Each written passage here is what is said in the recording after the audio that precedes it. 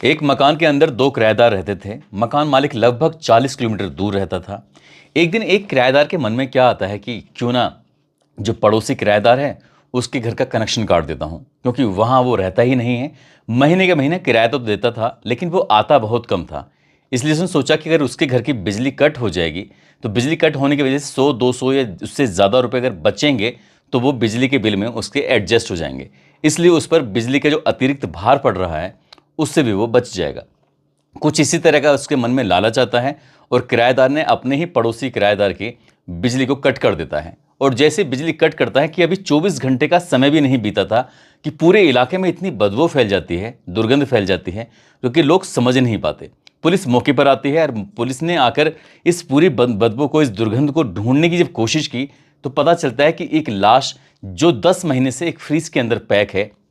आखिरकार पुलिस ने इस घटनाक्रम का खुलासा किया तो लोगों को यकीन नहीं हो रहा था कि महज 100-200 रुपए की बिजली बचाने की वजह से एक पड़ोसी के घर में जो लाश थी वो लाश निकल के सामने आ जाती है। और 10 महीने बाद अचानक लाश का निकलना और लोगों के सामने पूरी कहानी आना, ये लोगों को आश्चर्यचकित करता है। आज की इस कहानी को जानने के बाद आप लोग भी सोचने पर मजबूर हो जाएंगे कि आखिरकार कोई भी इंसान कितने भी शातिर तरीके से क्यों ना अपराध करे, लेकिन अगर कोई ना कोई ऐसी गलती ज़रूर कर जाता है जिसकी वजह से वो पकड़ा जाता है। और ये व्यक्ति तब पकड़ा जाता है जब उसकी 1 महीने के बाद उसकी बेटी की शादी होने वाली है।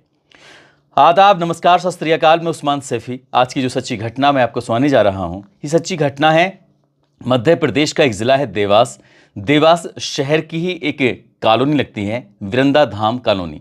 बात कर रहा हूँ 10 जनवरी 2025 की सुबह लगभग 8 या 9 बजे के आसपास का वाक़या रहा होगा। इस वक्त पूरी कॉलोनी में दुर्गंध की एक अजीब सी स्मेल महसूस की जा रही थी, जिसको लेकर लोग परेशान हो जाते हैं। एक दूसरे से पूछने लगते हैं कि ये दुर्गंध जो आ रही है कहाँ से आ रही है। तभी देखते ही देखते जहाँ दुर्गंध ज़्यादा आ रही थी वो मकान नंबर 128 होता है। मकान नंबर 128 में एक व्यक्ति जिसका नाम बलवीर सिंह होता है, बलवीर सिंह के पास जाते हैं। जाकर कहते हैं कि तुम्हारे मकान के अंदर से दुर्गंध आ रही है, जाकर देखो ऐसा क्या हुआ है। जब बलवीर सिंह से ये बात कही जाती है, बलवीर सिंह कहता है कि मेरे मकान से तो कोई दुर्गंध नहीं आ रही है। जब बलवीर सिंह सुनता नहीं है तभी किसी ने 112 नंबर पर पुलिस को फ़ोन कर दिया। पुलिस जैसे ही सूचना मिलती है 5 मिनट के अंतराल में ही पुलिस मौके पर पहुंच जाती है। मौके पर आने के बाद बलवीर सिंह का मकान को चेक किया जाता है। बलवीर सिंह के मकान को देखा जाता है, लेकिन दुर्गंध आ जरूर उसके मकान से रही थी, लेकिन उसके बगल में जो 2 ऐसे कमरे थे जो बिल्कुल बंद थे। तभी वो कहता है इन दोनों कमरे को भी खोलो।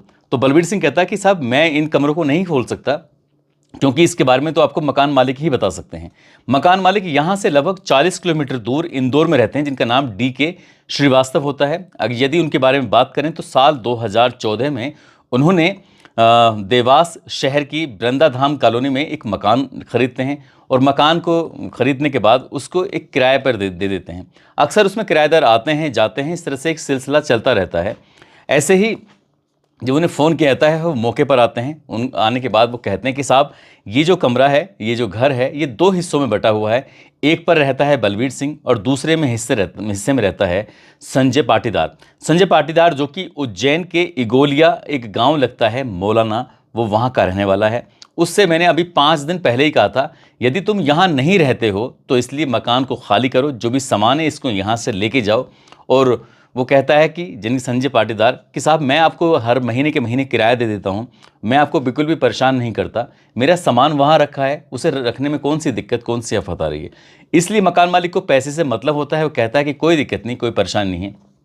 तभी इस बलवीर सिंह से पूछा जाता है कि तुम्हारा इस पड़ोसी वाले मामले से क्या है। तो कहता है कि साहब मैंने तो सिर्फ इसका 1 दिन पहले यानी कि 9 जनवरी 2025 को यहाँ का कनेक्शन काटा था, मुझे इससे ज़्यादा कोई इसमें कोई मतलब नहीं है।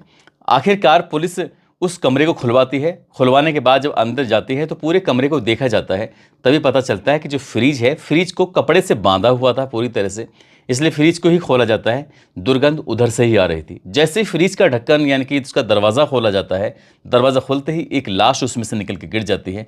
लगभग 30 या 32 साल की एक महिला होती है जो बिल्कुल ब्लैक हो चुकी थी, काली पड़ चुकी थी और उसके हाथ बंधे हुए थे। और उसको ऐसे फ्रिज के अंदर बैठाया था जैसे कोई व्यक्ति आराम से इत्मीनान से बैठ जाता है। जैसे वो लाश बाहर निकलती है तब पूछा जाता है कि ये लाश किसकी है। तभी जो मकान मालिक होता है जिसका नाम डीके श्रीवास्तव होता है कि इसके बारे में तो संजय पाटीदार ही बता सकता है, क्योंकि लगभग जून 2024 से वो यहाँ नहीं रहता, कभी कभार आता है और यहाँ से आकर चला जाता है। अब पुलिस ने कुछ टीम गठित करती है। गठित करने के बाद सीधा यहाँ उज्जैन के इगोलिया के गांव मुरैना भेजा जाता है। वहाँ से संजय पाटीदार आखिरकार घर पर ही मिल जाता है। पुलिस उसे हिरासत में लेती है और हिरासत में लेने के बाद उससे बातचीत करती है। उससे पूछा जाता है कि ये लाश किसकी है और कैसे आई, उसके बारे में जानकारी दो। वो कहता है कि साहब मैं जब यहाँ रहता ही नहीं तो मुझे इस लाश के बारे में क्या जानकारी, मुझे कुछ नहीं पता। लेकिन पुलिस ने उससे अपने तरीके से जब सख्ती से पूछताछ की तब उसने चौंकाने वाली बात कही। उसने कहा कि दरअसल ये लाश जो है ये उज्जैन की फ्रीगंज के रहने वाली प्रतिमा उर्फ पिंकी की है। पिंकी के बारे में उससे पूछा जाता है तो वह बताता है कि साल 2016 में इसने एक व्यक्ति जो कि राजस्थान का रहने वाला होता है जिसका नाम सुभाष माहेश्वरी होता है, उससे लव मैरिज की थी। लेकिन कुछ समय तक ये उसके साथ ज़रूर रहती है, लेकिन दोनों में आपस में बनती नहीं है, इसलिए ये यहाँ से अलग हो जाती है। ये लव मैरिज जब करती है तो लव मैरिज का इसके परिवार वालों को बहुत ज़्यादा गुस्सा था। इस बात पर वो उससे बातचीत करना छोड़ देते हैं। ये कहाँ रहती है कहाँ नहीं रहती, इसलिए परिवार वालों ने इससे कोई मतलब रखना बंद कर दिया था। और एक दिन रास्ते में राह में इन दोनों की आपस में मुलाकात हो जाती है, यानी कि प्रतिभा उर्फ पिंकी और साथ ही संजय पाटीदार, ये दोनों आपस में मिल जाते हैं। जबकि संजय पाटीदार पहले से ही शादीशुदा होता है और वो इस महिला के प्रेम में फंस जाता है। ये दोनों आपस में एक दूसरे के साथ ऐसे रहने लगते हैं जैसे कि पति और पत्नी। इस हिसाब को देखते हुए साल 2023 में ये व्यक्ति जो होता है देवास के वृंदाधाम कॉलोनी में मकान नंबर 128 में पूरे मकान को किराए पर ले लेता है और दोनों आराम से इत्मीनान से यहीं रहते हैं। यहीं जब ये महिला बाहर निकलती है तो सब इसे इन दोनों को पति पत्नी के रूप में जानते हैं, पहचानते हैं।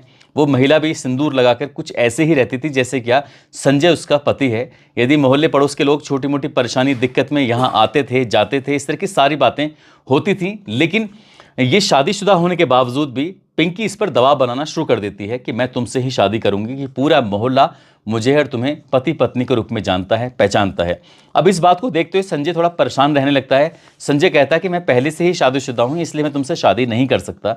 अब इस बात को देखते हुए दोनों के बीच में तनातनी शुरू हो जाती है, किसी न किसी बात पर झगड़े भी शुरू हो जाते हैं। जनवरी 2024 से इनके बीच में झगड़े की शुरुआत होनी शुरू हो जाती है और बात हद तक तब बढ़ जाती है जब मार्च 2024 का प्रथम सप्ताह आ जाता है। एक दिन ये आपस में दोनों झगड़ा कर रहे थे। इसी बीच में इनका दोस्त होता है जिसका नाम विनोद, जो कि इंगोलिया का रहने वाला होता है। विनोद भी अचानक आ जाता है और संजय और प्रतिभा आपस में दोनों झगड़ा कर रहे थे, फसाद कर रहे थे। इसी बीच में संजय को इतना गुस्सा आता है कि उसी के दुपट्टे से उसका गला दबाने की कोशिश कर रहा था और जैसे ही प्रतिभा ने चिल्लाने की कोशिश की तो विनोद ने उसका साथ दिया और उसका जो मुंह था उस पर हाथ रखे उसको चीखने चिल्लाने से रोक दिया और उस दुपट्टे को तब तक खींचा जाता है जब तक कि उसके प्राण नहीं निकल जाते। यानी कि पिंकी की मौत हो चुकी थी। अब वो दोनों सोचने लगते हैं कि आखिरकार इसकी लाश को कैसे ठिकाना लगाया जाए। तभी उन्होंने सोचा कि क्यों ना इसको फ्रीज के अंदर पैक कर देते हैं, रख देते हैं। फ्रिज की जितने बॉक्स होते हैं उनको सबको बाहर निकाल के अलग रख देते हैं। इस लड़के के हाथ बांधे जाते हैं और हाथ बांधने के बाद उसको फ्रिज के अंदर रख देते हैं और फ्रिज को चारों तरफ से पैक कर देते हैं, उसे कपड़े वगैरह से किसी से बांध देते हैं और फ्रिज को चालू कर देते हैं। फ्रिज जब तक चलता रहा जब तक तो ठीक था, लेकिन एक दिन जो पड़ोसी, क्योंकि ये जून 2024 में 2 ही कमरे अपने पास रखता है, बाकी पूरा मकान छोड़ देता है। अपने मकान मालिक से कहता है कि मेरा कुछ सामान रखा हुआ है और इस सामान को आप ऐसे ही रखने देना, महीने का महीना आपको किराया मिलता रहेगा। लेकिन जो पड़ोसी जो बाद में आया था बलबीर सिंह, उसको थोड़ा सा लालच आ जाता है कि क्यों ना वो अपनी ही पड़ोसी की लाइट को कट कर देगा, क्योंकि वो तो आता ही नहीं है और जो भी 100-200 रुपये उसके फ्रिज की लाइट जो खाती है, बाकी लाइट जो खाती हैं, तो इससे उसको कुछ फ़ायदा हो जाएगा, बेनिफिट हो जाएगा।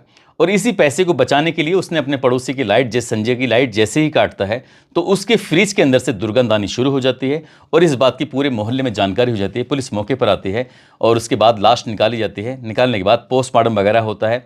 जो आरोपी होता है उसको पुलिस पकड़ लेती है, कि संजय पाटीदार को तो गिरफ्तार कर लेती है, लेकिन जो इसका साथ देने वाला विनोद इंगोलिया होता है, जो इंगोलिया गाँव का रहने वाला, उस व्यक्ति को गिरफ्तार करने के लिए जब पुलिस ने दबिश देना शुरू किया तो पता चलता है कि राजस्थान के टोंक में उसने कुछ ऐसा अपराध किया है जिसकी वजह से पुलिस ने उसे गिरफ्तार किया और जेल भेज दिया। फिलहाल वो राजस्थान के टोंक की जेल में बंद है और संजय को एक दिन के लिए रिमांड पर लिया जाता है, उससे इसी घटनाक्रम के बारे में जानकारी जुटाई जाती है। इसके बाद में ये भी पता चलता है कि वो शादीशुदा होता है, उसको एक बेटी होती है। फरवरी 2025 में उसकी बेटी की शादी भी होने वाली है, लेकिन वो जेल चला जाता है। आगे बेटी की शादी होगी या नहीं होगी ये तो खैर नहीं मालूम, लेकिन जिस तरह से उन्होंने इस घटनाक्रम को अंजाम दिया और इस महिला के जो परिवार वालों को जब जानकारी लगती है कि इसकी मौत हो चुकी है, वो भी 10 महीने पहले, और 10 महीने तक ये फ्रिज के अंदर पैक थी। उसके बाद इसके परिवार के कुछ सदस्य आते हैं, इसकी लाश को कब्जे में लेने के बाद उसके अंतिम संस्कार कराते हैं। और जब उनसे पूछा जाता है कि तुमने इसके बारे में जानकारी जुटाने की कोशिश क्यों नहीं की, तो उन्होंने कहा कि परिवार के लोग इसकी लव मैरिज से थोड़ा दुखी थे, परेशान थे, इसलिए इससे बातचीत नहीं करते थे। ये कहाँ रहती थी, किसके साथ रहती थी, उन्होंने कुछ ज़्यादा जानने की कोशिश नहीं की। आखिरकार संजय अब जेल चला गया है, साथ ही विनोद फिलहाल भी जेल में है और उसको इस मामले में भी इन्वॉल्व किया जाएगा। और इस घटनाक्रम के बाद लोग सन्न रह गए हैं, सोचने पर मजबूर हो गए कि आखिरकार कोई व्यक्ति किस हद तक गिर सकता है। ये महिला भी जानती थी कि वो शादीशुदा है और वो व्यक्ति भी जानता था कि इसकी पहले शादी हो चुकी है। उसकी एक दूसरे की ज़िंदगी के बारे में जानते हुए भी इन दोनों ने एक दूसरे के साथ अपनाने की कोशिश की और फिर बात ऐसी बढ़ती है कि शादी तक पहुंच जाती है और शादी के बाद फिर ये मामला कत्ल तक पहुंच जाता है। दोस्तों, इस पूरे घटनाक्रम को सुनाने का उद्देश्य किसी को परेशान करना नहीं है, किसी का दिल दुखाना नहीं है, बल्कि आपको जागरूक करना है, आपको सचेत करना है। और इस तरह के जो रिश्ते बनाए जाते हैं जिनकी कोई अच्छी सी बुनियाद भी नहीं होती, ऐसे रिश्तों का कुछ ऐसे ही अंत होता है। ऐसे न जाने कितने सैकड़ों हज़ारों एग्जाम्पल आप देख सकते हैं। इसलिए कुछ भी रिश्ता बनाने से पहले कई बार सोचने की ज़रूरत है कि हम किससे अपना रिश्ता बना रहे हैं और इसका अंजाम क्या हो सकता है। आप सब लोग अपना ख्याल रखें, सुरक्षित रहें। जय हिंद, जय भारत।